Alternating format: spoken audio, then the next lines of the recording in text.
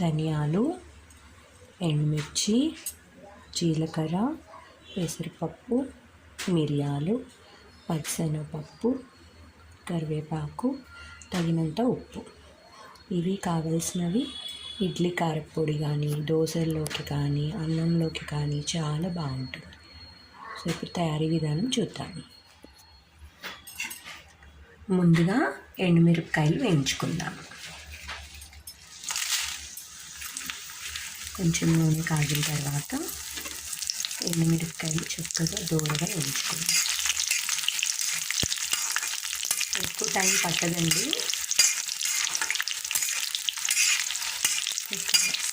కొంచెం గోల్డెన్ మంచి సువాసన వస్తుంది. ఎండుమిరపకాయ వేడితే ఆ సువాసన వచ్చేంత వరకు వేయించుకుంటే సరిపోతుంది.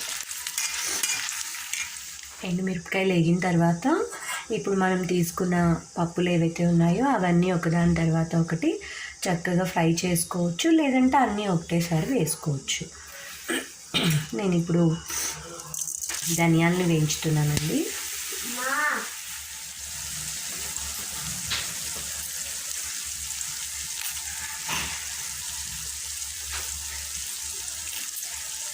సో ధనియాలను కూడా అంతే దోరగా చక్కగా మంచి సువాసన వచ్చేంత వరకు వేయించుకోవాలి.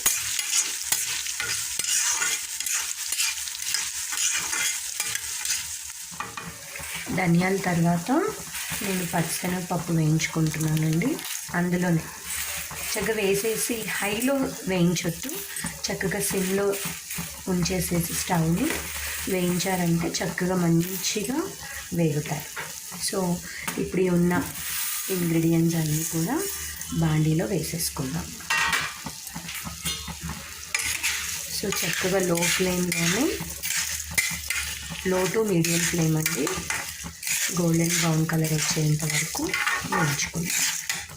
సో కొంచెం ఫ్లేమ్ పెంచుతున్నాను.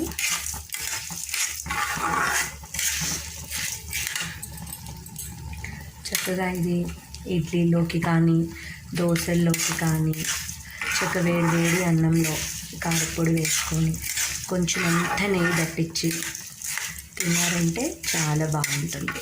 నోరు బాగోకపోయినా, జ్వరం వచ్చినప్పుడు. సో కూరల కన్నా వేడి అన్నంలో ఫస్ట్ ముద్ద ఇది తిన్నారంటే చాలా బాగుంటుంది. సో తప్పకుండా ట్రై చేయండి మీరందరూ కూడా.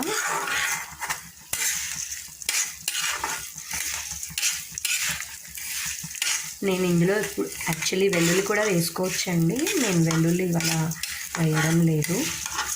సో మేము మా వారు ట్యూస్డే, వెనస్డే, సాటర్డే వెల్లుల్లి తినరు. సో మళ్ళీ ఇన్ని రకాలు ఎందుకని చెప్పి నేను వెల్లుల్లి వేయడం లేదు. వెల్లుల్లి కూడా వేసుకోవచ్చు. ఒక చిన్న వెల్లుల్లి పాయ మొత్తం వేసుకోవచ్చు ఈ క్వాంటిటీకి. నేను అన్నీ ఒక 50 గ్రాములు అలా తీసుకున్నాను. ఒక 10 గ్రాములు వేయాలి, మిగిలినవన్నీ 50 గ్రాములు తీసుకున్నాను. అంటే మనకి 1/2 కేజీ కారం అవుతుంది మిక్సీ చేసిన తర్వాత. కొంచెం ఓపిక్గా లో టు మీడియం ఫ్లేమే పెట్టుకొని బ్రౌనిష్ కలర్ వచ్చేంత వరకు ఫ్రై చేసుకోవాలి.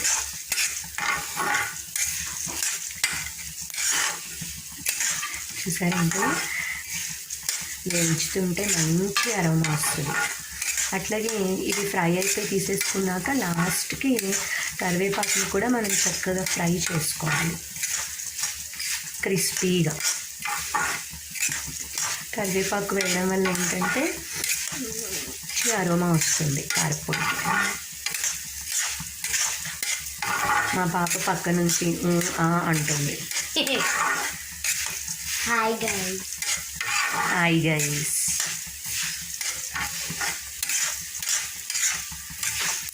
కరివేపాకు ఒంటికి చాలా మంచిది, మీరు తినండి. అలాగే. పప్పులన్నీ ఫ్రై అయిపోయినాయండి. ఇప్పుడు నేను ఒక గుప్పెడు కరివేపాకు వేస్తున్నాను. ఇవి వేసాక కొంచెం జాగ్రత్త చిప్పట్లు ఆడతాయి. నేను ఇందులో నూనె లేకుండానే డ్రై రోస్ట్, ఎక్కువ నూనె లేకుండా జస్ట్ ఒక పొట్టు ఉండేలాగా చూసుకుంటాను, లేకపోతే అది బాగా చిట్లిపోయినట్టు ఉంటుంది. ఈ బాండీకి ఆల్రెడీ ఆయిల్ ఉంటుంది కాబట్టి సరిపోతుంది ఆకు వేగడానికి. మళ్ళీ సపరేట్గా ఆయిల్ ఏం వేయాల్సిన అవసరం లేదు. చక్కగా ఇది డ్రై రోస్ట్ అయ్యేంత వరకు మనం ఫ్రై చేసుకోవాలి. సో బయట వర్షం పడుతుంది. సో వేడిగా అన్నం వండేసుకొని ఈ కారపొడి చేసేసుకొని నెయ్యి వేసుకొని తింటే కొంచెం పెరగన్నం ఇంకేం అక్కర్లేదు. పంచభక్ష పరమాణాలు ముందున్నా కూడా చక్కగా దీంతో తినేయచ్చు. చాలా హెల్దీ కూడా అండి. ఇందులో మిరియాలు ఉన్నాయి, జీలకర్ర ఉంది, డైజెషన్కి మంచిది. మిరియాలు మనకి కాస్త ఏమైనా రొంప అది ఉన్నా కూడా కోల్డ్ అది చక్కగా తగ్గిపోతుంది. సో పిల్లలకి, చిన్న పిల్లలకైనా సరే జస్ట్ ఫస్ట్ అన్నం పెట్టేటప్పుడు 2 years దాటిన తర్వాత ఫస్ట్ ముద్ద ఎప్పుడు ఇట్లా కారపొడి నెయ్యి వేసి పెట్టారంటే చాలా బలము, హెల్దీ ఉంటారు, అస్తమానం సిక్ అవ్వకుండా. కొంతమంది ఫీవరు, కోల్డ్, కాఫ్, సో ఇట్లా మనం ఇంట్లో దొరికే వాటితోనే హెల్తీగా చేసుకున్నాము అంటే సో మ్యాక్సిమం పిల్లలకి తొందరగా సిక్ అవ్వకుండా ఉంటారు. సో చూసారా, ఇందాకటి కలర్కి ఇప్పటి కలర్కి చేంజ్ అవ్వరు. సో ఇలా ఇక డ్రై అయిపోవాలి.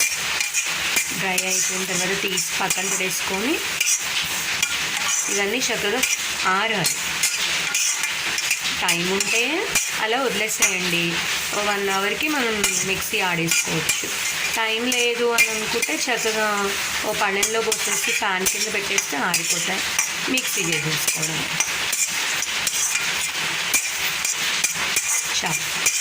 సో చూసారా, ఇదో ఇలా కలర్ మారితే సరిపోతుంది. ఇంకొంచెం పచ్చింది.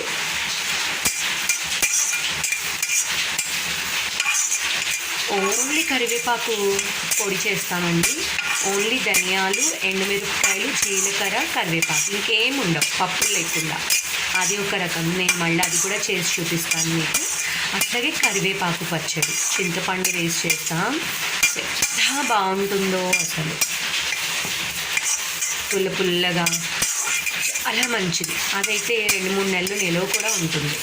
మనం జాగ్రత్తగా తడి అది ఏం లేకుండా చూసుకొని వాడుకుంటే అది కూడా చేసి చూపిస్తాను మీకు నేను.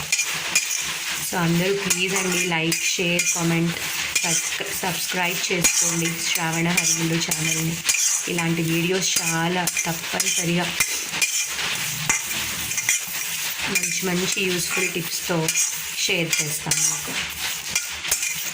సో చాలా సరిపోతుంది ఈ మాత్రం.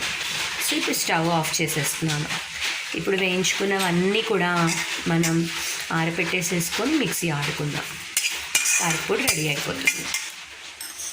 చూసారంటే ఇలా ఎంత కలర్ఫుల్గా ఉందో కదా, ఇప్పుడే తినేయాలనిపించేస్తుంది. సో దాన్ని చక్కగా మిక్సీ చేసేసుకొని మనం అన్నంలో ఎలా సర్వ్ చేసుకుంటానో కూడా నేను మీకు చూపిస్తాను. సో ఇలా చక్కగా అన్నీ ఫ్రై చేసి పెట్టేసుకొని ఆరిపోయిన తర్వాత చక్కగా మిక్సీ ఆడేసుకోవడం.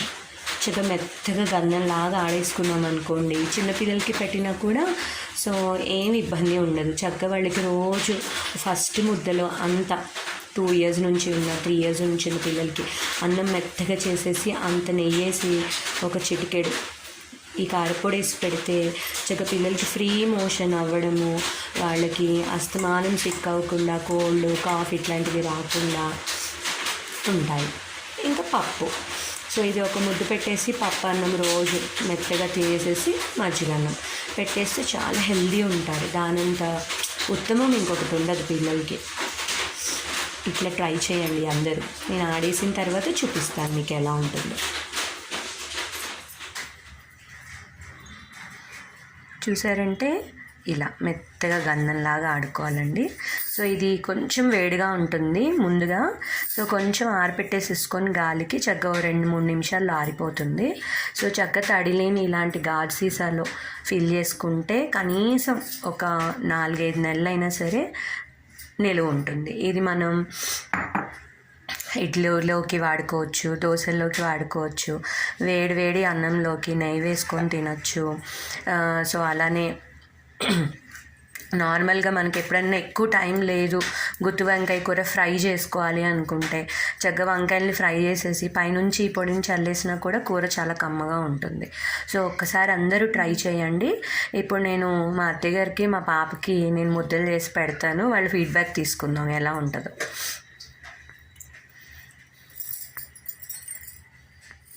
సో చూసారంటే చక్కగా ఇట్లా వేడి అన్నంలో నెయ్యి వేసుకొని సో ఇలా కలుపుకోవాలి. సో ఇది ఇడ్లీ కారప్పొడి, దోశ కారప్పొడి, అన్నంలోకి అని ఏం లేదండి. మీరు ఎలా కావాలంటే అలా ఏంలోకైనా ఉపయోగించుకోవచ్చు. సో ఇలా మునగ్గా కలుపుకొని అన్నంలో నెయ్యి వేసుకొని సో ఇప్పుడు ఫీడ్బ్యాక్ ఇస్తారు మా అత్తయ్య గారు అండ్ మా పాప. ఫస్ట్ ఎవరికి ఇద్దరిలో? నీకు. నాకు తెలుసు. చిట్టి తల్లికి ఒక ముద్ద. అత్తగా చేయబట్టండి. ఎలా ఉందో చెప్పాలి ఇద్దరు.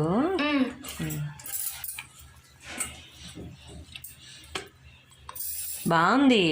ఎలా ఉంది నోటితో చెప్పండి. నోట్లో ముద్దుంది ఇద్దరికి.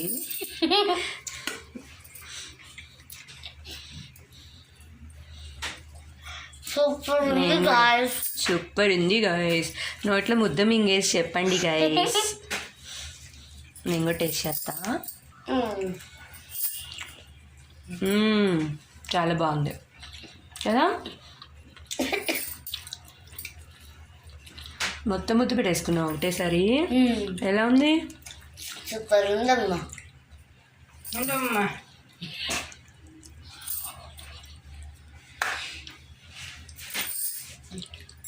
సూపర్గా ఉంది, అదిరిపోతుంది. Thank you.